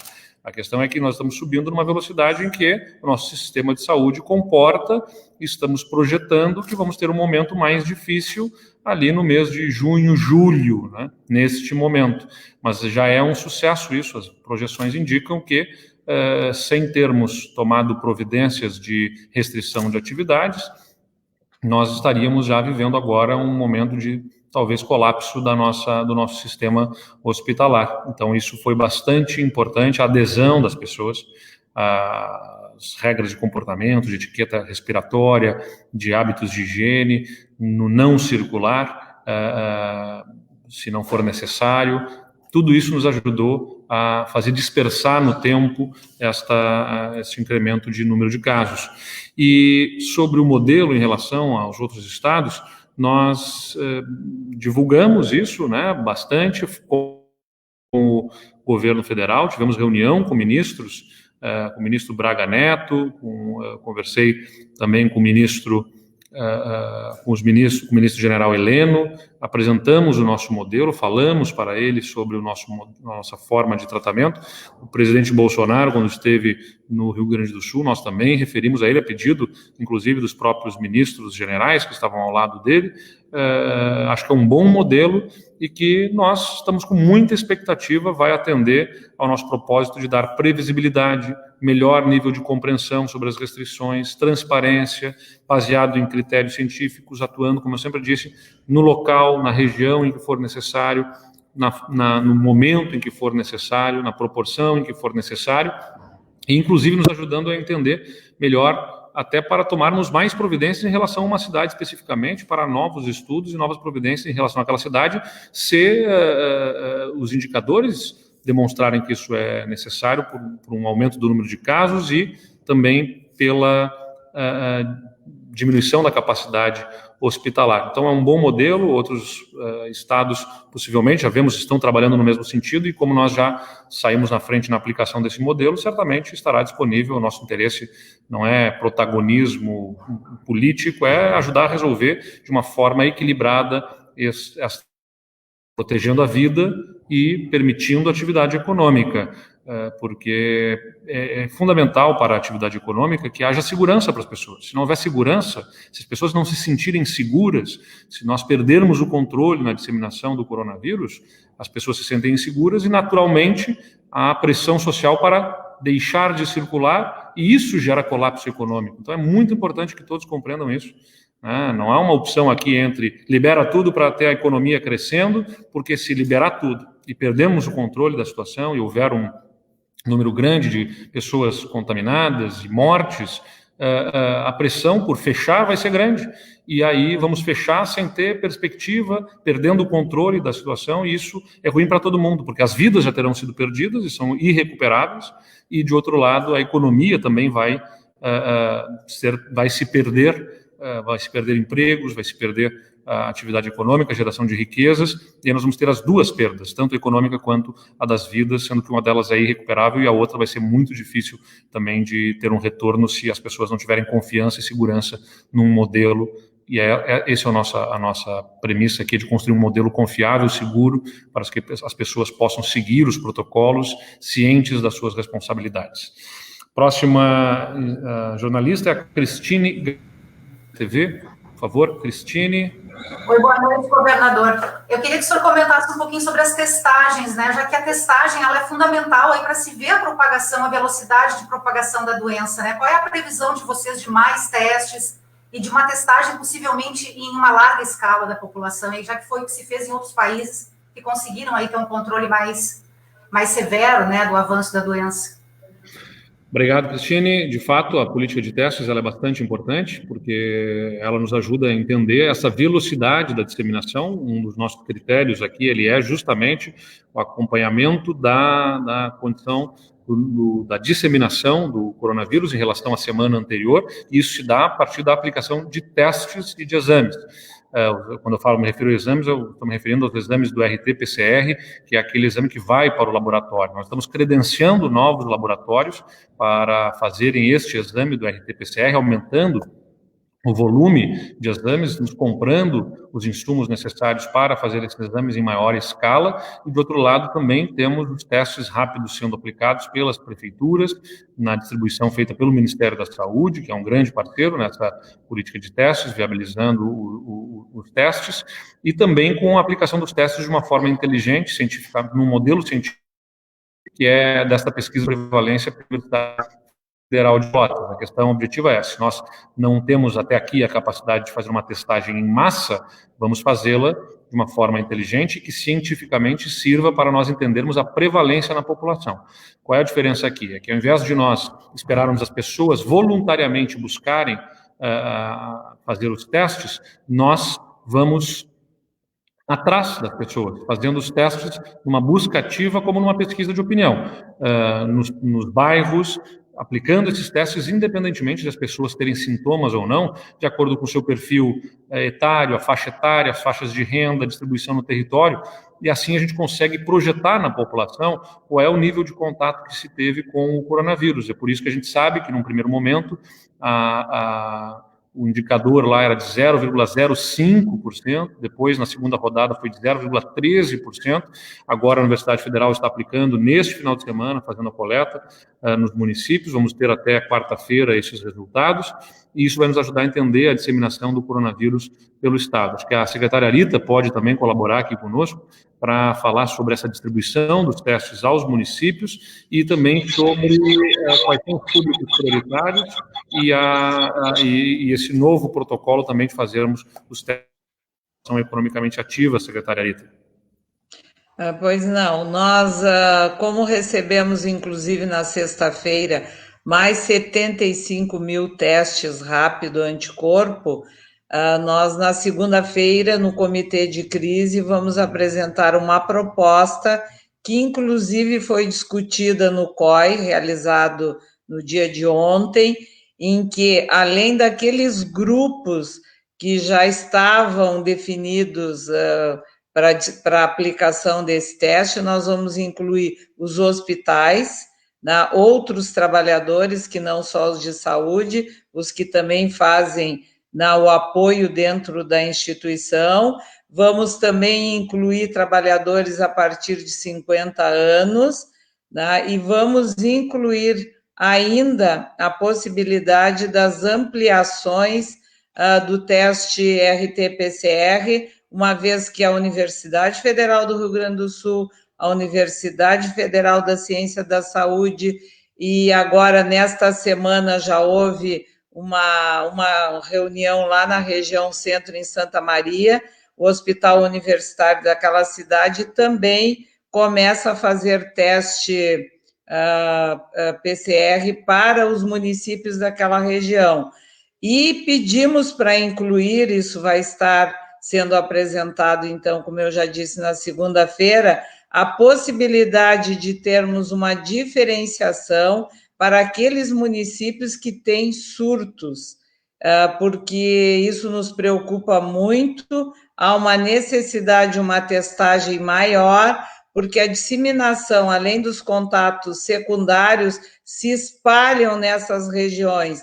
Então, ter um número maior de testes em específico, onde estamos encontrando esses surtos, inclusive em LPIs, onde já está definido no protocolo a aplicação não só para trabalhadores, como também para os idosos sintomáticos, estaremos incluindo regiões e municípios com surto.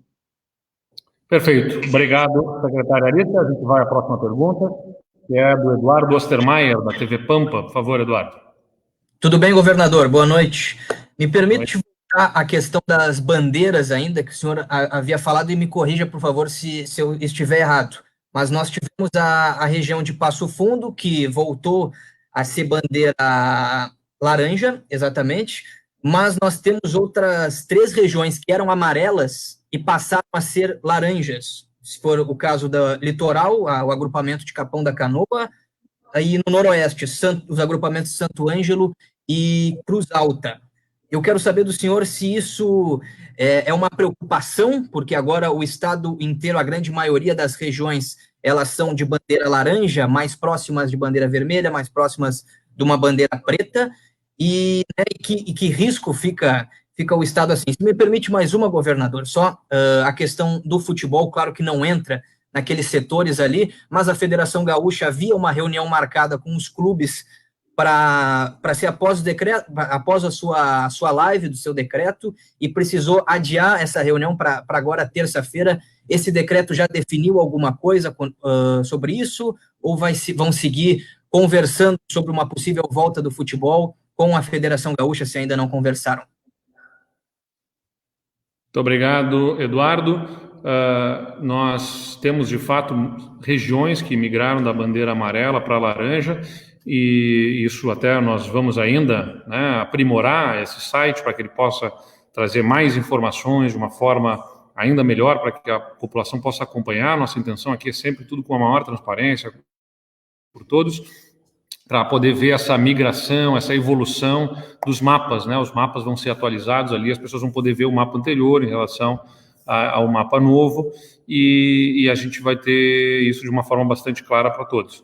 Eu até vou chamar aqui, para que possa nos acompanhar, o nosso diretor do DE, o Pedro Zoanazzi, que pode, inclusive, nos contar exatamente dessas regiões que eram região amarela e que migraram para região laranja. Por favor, Pedro.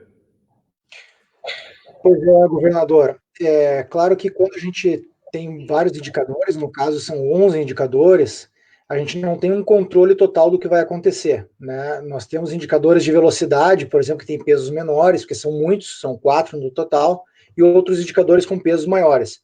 Mas o fato é que uma região ter vamos dizer assim, ir para uma bandeira mais escura, ela precisa ter tido algum indicador, ela tem que ter piorado. Ela até pode ter melhorado em alguns e piorado em outros, e no final das contas ter piorado de bandeira, né? Então, no caso, assim, listando o Capão da Canoa, por exemplo, né, ele era bandeira amarela em total de casos ativos sobre total de casos recuperados nos últimos 50 dias, e passou para laranja, teve uma piora, né? Também piorou no número de óbitos, era bandeira amarela no número de óbitos para cada 100 mil habitantes e foi para laranja. Eu posso especificar também esses detalhes, assim, Santo Ângelo, por exemplo, tem um indicador que era bandeira amarela e agora foi para preta, que é a variação do número de pacientes COVID, né, que é o confirmados COVID em leitos de UTI de uma semana para outra. Era amarela e foi para preta nessa variação. Então, esses indicadores, eles acabam sendo muito sensíveis, às vezes, e a piora de um indicador e o outro, mesmo que ainda tenha algum outro indicador que melhorou, no final das contas, faz com que a bandeira possa escurecer.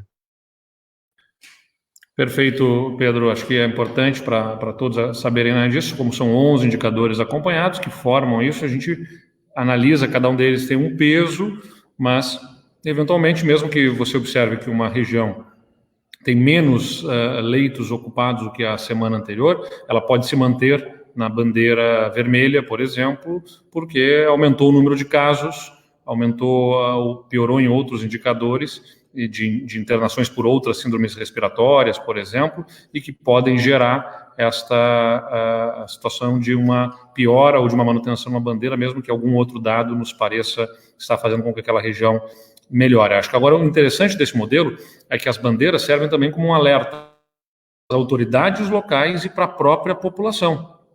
Ou seja, uma região que estava na bandeira amarela e que migrou para uma bandeira laranja já é um alerta de que ela teve um nível de risco aumentado, o que significa para a própria população reforçar os seus hábitos, reforçar a sua precaução para evitar que migrem para uma bandeira vermelha. Isso é para colocar todos no compromisso. O compromisso é de todos, não é do governo apenas, é da sociedade. Se não houver um trabalho para que reduza o número de internações, reduza o número de casos, vai migrar para a bandeira vermelha e vai ser ruim para todo mundo. Então, é colocar no compromisso, né? Já emite um alerta. Bandeira laranja significa estar a caminho de mais fechamento, e se não se cuidarem, poderão chegar a uma bandeira preta que vai fechar ainda mais atividades. E isso é uma forma de fazer o alerta, o chamamento a todos, a sua responsabilidade.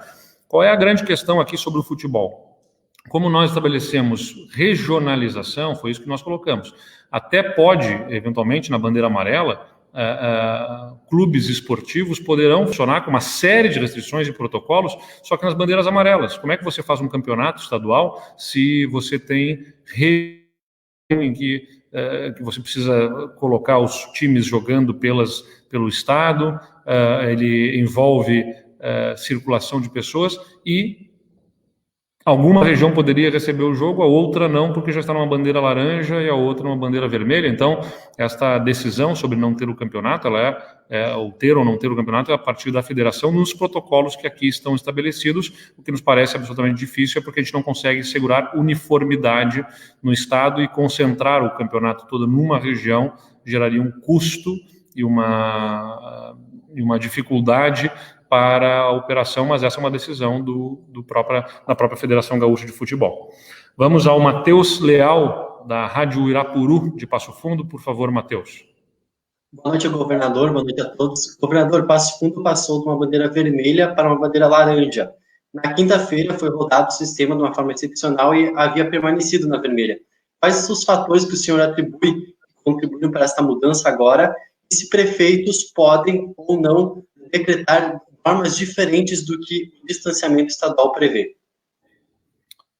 Muito obrigado, Matheus. O que a regra estabelecida pela decisão do Supremo Tribunal Federal é justamente a de que os municípios têm uma competência suplementar, né? Eles podem avançar, fazer as suas próprias regras, desde que mais restritivas, nunca menos restritivas do que as do Estado, mas poderão eventualmente ser mais restritivos. Mas o que nós estamos aqui oferecendo ao Estado todo e aos prefeitos é um conjunto de regras, de normas, estudados do ponto de vista científico, com muita colaboração de especialistas, muito debatido, com especialistas em epidemiologia e também com a sociedade civil, com setores econômicos, para construir um modelo que certamente não vai deixar todos satisfeitos, mas que dá condição de equilibrar melhor economia e proteção à vida. Então, nós temos a expectativa de bastante adesão aos prefeitos na atenção, no atendimento, às normas na forma como estão estabelecidas pelo governo do Estado. Então, os prefeitos têm aqui suporte técnico, conteúdo técnico de uma forma de restrição às atividades bem estabelecida, que dará de forma positiva esse equilíbrio entre a proteção à vida e a manutenção das atividades econômicas. Passo Fundo, o que nós observamos foi a consolidação dos dados da semana, teve um menor número de óbitos em relação à semana anterior, por 100 mil habitantes. Eu acho que o Pedro chegou a falar sobre isso, mas ele pode voltar aqui, o Pedro Zuanazzi, para reforçar aí o que tivemos em Passo Fundo, que além disso recebeu novos leitos também essa semana, né? A gente teve a habilitação de leitos, se não me engano, 13 leitos novos habilitados para Passo Fundo, que reforça também a estrutura hospitalar e a disponibilidade de leitos naquela região. Pedro, mais uma vez aí, Passo Fundo, o que foi determinante para que saísse da bandeira vermelha e fosse para a bandeira laranja? Passo Fundo, ele teve duas melhoras principais, né, que é o número de pacientes em leitos pacientes com Covid, né, em leitos clínicos, no último dia, dividido pelo número de pacientes em leitos clínicos há 7 dias atrás. Nisso, o Passo Fundo passou da preta para a amarela, né, e também melhorou da vermelha para a laranja em número de óbitos para cada 100 mil habitantes. Os leitos contribuíram também, mas, na verdade, Passo Fundo, nos indicadores de capacidade, permaneceu laranja. A diferença é que, às vezes, tu pode estar mais próximo ao final da banda, né, mais próximo de já mudar para o vermelho, às vezes pode estar mais próximo de ir para o amarelo.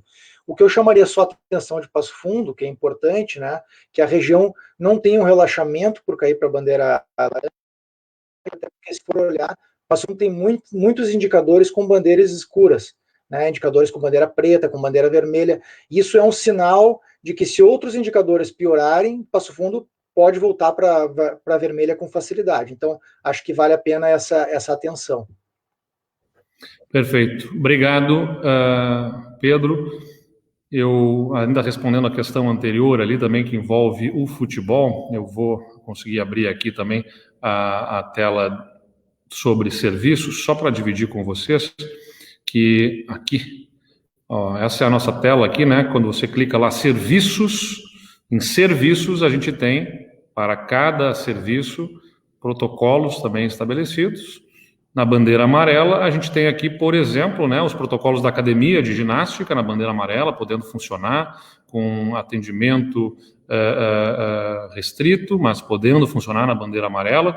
As academias de ginástica, a gente sempre vê, né, algumas demandas em relação a esse setor, eu sei que o pessoal se mobiliza, eu mesmo sei, sou alguém que gosta de se exercitar, quando tinha mais tempo para isso, mas, infelizmente, o que a gente observa nas academias é com um grande fluxo de pessoas, né, contato em mesmas superfícies, a dificuldade da constante higienização para assegurar de contágio. Então, na bandeira amarela, né, ela pode funcionar com uma série de restrições que aqui estão estabelecidas, mas que depois vão sendo impostas restrições maiores, porque embora seja uma questão de saúde, nós temos uma necessidade de contato com mesmas superfícies e contato entre as pessoas, eventualmente, que acaba comprometendo as condições de segurança. E aqui a gente tem, né, clubes sociais, esportivos e similares. Então, na bandeira amarela, os clubes esportivos podem funcionar com restrição de trabalhadores, né, com atendimento presencial restrito, enfim, com funcionamento restrito, mas na bandeira laranja já estão fechados os clubes esportivos. Então, esta é a dificuldade para a operação do clube esportivo, do campeonato esportivo, para que nós tenhamos retorno do campeonato gaúcho de futebol. Vamos à nossa outra pergunta, que é o Guilherme Paz, da RDC TV. Por favor, Guilherme. Boa noite, governador. Por que o Estado ainda não desonerou o ICMS de importação dos EPIs, governador? Essa tal atitude, na minha visão, poderia fomentar que a iniciativa privada realizasse mais doações para hospitais e municípios. E desde já, parabéns pela atitude referente às máscaras. Boa noite. Obrigado, Guilherme. A questão que envolve o ICMS, nós queremos fazer a desoneração. O ponto é que isso precisa de aprovação no CONFAZ, que é o Conselho de Política Fazendária, que reúne todos os secretários de Fazenda. A legislação estabelece que qualquer incentivo, qualquer redução de tributos, diferenciação, diferimentos de tributos, precisam de aprovação. O Estado não pode fazer esse diferimento se não tiver aprovação do CONFAZ. Eu vi que alguns estados anunciaram isso, mas anunciaram uma intenção, porque se não tiver aprovação do CONFAZ, não funciona, será uma irregularidade cometida pelo Estado. Então, nós apoiamos esta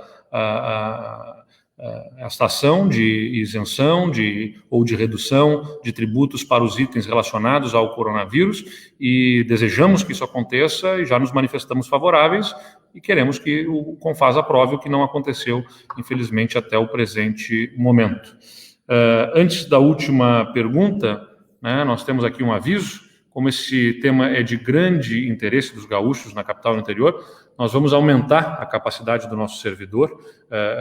Nós não tínhamos a previsão de que teria tanto acesso como teve o nosso portal. É um bom sintoma, né, que as pessoas estão interessadas e que estão querendo conhecer e entender sobre o sistema do distanciamento controlado. E nós vamos colocar um reforço aqui, vamos aumentar a capacidade do nosso servidor, e por isso talvez aí seja necessário tirar o site do distanciamento social temporariamente do ar aí das 9 às 10 da noite. Então, das 9 horas da noite até as 10 da noite, temporariamente, a gente deve ter vamos tirar o site do ar o suficiente para que a gente possa fazer o reforço aí da capacidade do servidor para que a gente tenha esse site rodando em condições de atender a todos, né, dando informação a todos. Aliás, esse site vai ser ainda aprimorado, com espaço para perguntas, né, que eu já determinei aí que seja incluído, e também futuramente, né, um espaço para as denúncias sobre não cumprimento. A gente quer que as pessoas possam atuar também como fiscais.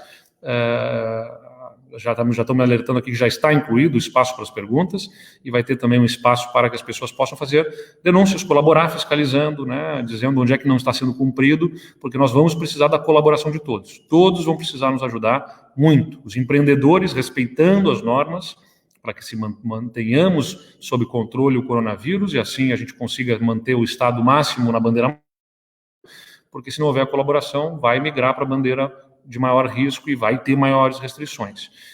Isso é bastante importante, contarmos com a colaboração de todos, e o site vai oferecer também aí formas de as pessoas poderem exercer o seu papel de fiscais também, como cidadãos. A última pergunta é do Eduardo Moura, do Globo Esporte. Por favor, Eduardo. Boa noite, governador, a todos os presentes. Governador, o senhor falou dos clubes esportivos agora há pouco, né, sobre a bandeira amarela e laranja. Porto Alegre, se não estou enganado pelo mapa, está na bandeira laranja. E os clubes retomaram as atividades nessa semana, né? Isso vale para competições ou os treinamentos, por exemplo, a partir desse novo decreto, terão que ser cancelados pelos dois clubes, por Inter e Grêmio? A rigor, Eduardo, né, com o novo decreto, os treinos também deverão estar restritos, porque o decreto é sobre o funcionamento do clube esportivo, e o funcionamento do clube estará vedado nessas condições. Então, na bandeira laranja, a nossa determinação é para que se suspenda a atividade em clubes esportivos, somente podendo funcionar na bandeira amarela, o que deverá acarretar a suspensão também das atividades dos treinos nos clubes esportivos.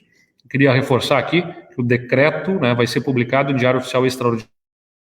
A nossa Procuradoria ainda está inserindo e ajustando, do ponto de vista técnico, o decreto para que ele possa estar publicado amanhã. Mas toda a metodologia, né, já foi aqui explicada, as bandeiras já aqui anunciadas, e com o site no ar, aí sendo reforçado no nosso servidor, a gente vai ter todas as informações já disponíveis para que as pessoas nas diversas regiões possam se programar, e já está lá inserido. Agora, é importante também salientar que nós vamos colocar no decreto a formação de um conselho de acompanhamento, um conselho com especialistas, não apenas especialistas em epidemiologia, mas um conselho de notáveis, um conselho de pessoas também da sociedade, especialistas em economia, em diversos setores aqui da atividade econômica, para que possam fazer a avaliação deste sistema, o acompanhamento, o monitoramento, né, desse novo sistema, e a quem serão submetidas as demandas por eventuais ajustes, porque nós estamos implementando um ambiente inovador. Buscamos dialogar o máximo possível com a sociedade, ouvimos especialistas e, por outro lado, buscamos os estudos científicos para colocar cada um dos setores econômicos com o nível de restrição que se fizesse necessário. Nós estamos muito seguros de um trabalho técnico muito consistente, mas, naturalmente, como tudo aquilo que é de inovação, merecerá o acompanhamento agora na implementação, no seu funcionamento, para que nós possamos aprimorar esta metodologia e façamos os ajustes necessários no devido tempo. Por isso, a gente vai formar um conselho ao longo da semana que possa avaliar, quando nós vamos definir a próxima bandeira, eventuais ajustes que se fizerem necessários nos protocolos, né, para mais ou para menos, de acordo com o que se observar em determinadas atividades, assim como também o acompanhamento sobre os próprios critérios que definem as bandeiras, mas tudo sempre com o rigor técnico, científico, sob análise dos especialistas e não submetidos a pressões de um lado ou de outro. O governo nunca se guiou aqui por pressão para fechar tudo e nunca também para abrir tudo, sempre com preservação da vida, sempre pensando em preservar a vida, a saúde das pessoas, é que nós agimos até agora, e é assim que nós vamos continuar agindo. Então, mais uma vez, nós temos lá o nosso portal, o distanciamentocontrolado.rs.gov.br, estamos reforçando o nosso servidor para que a gente possa ele em condições de ser acessado por todos, com as informações.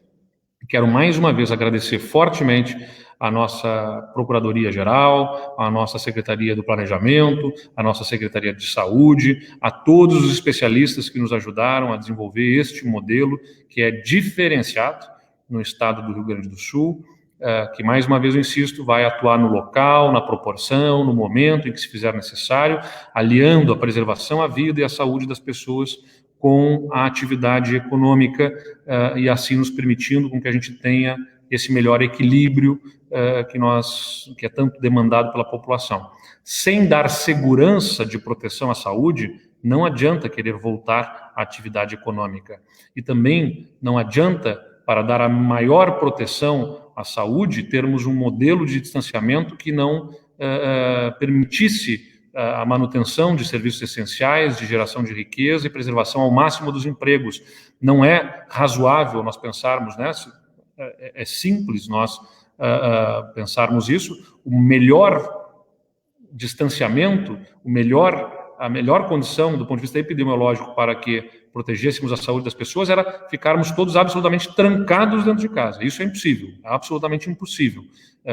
E não faz sentido que nós maior do ponto de vista econômico do que o que seja razoável para sustentarmos uma disseminação controlada do coronavírus, sempre dentro da capacidade da nossa estrutura hospitalar.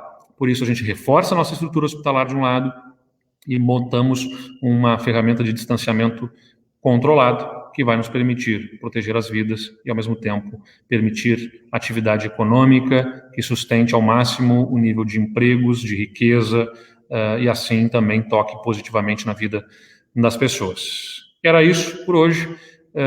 Eu agradeço a todos aqueles que nos acompanharam nessa longa live de quase 2 horas aqui, mas a gente espera poder ter esclarecido ao máximo esses pontos. Vamos reforçar o site, estará lá disponível. A partir de amanhã o decreto estará publicado e segunda-feira entramos nessa nova etapa, um novo passo inovador, inédito, pioneiro no Brasil, que nós estamos muito seguros vai ser mais um diferencial do Rio Grande do Sul, que sirvam as nossas façanhas aí de modelo a toda a terra e que a gente consiga preservar o máximo de vidas no nosso estado e o máximo de empregos também. Mais uma vez, meu abraço às mães, um beijo para minha mãe, a Rosa Eliana, te amo, mãe, valeu, obrigado e uma boa noite a todos.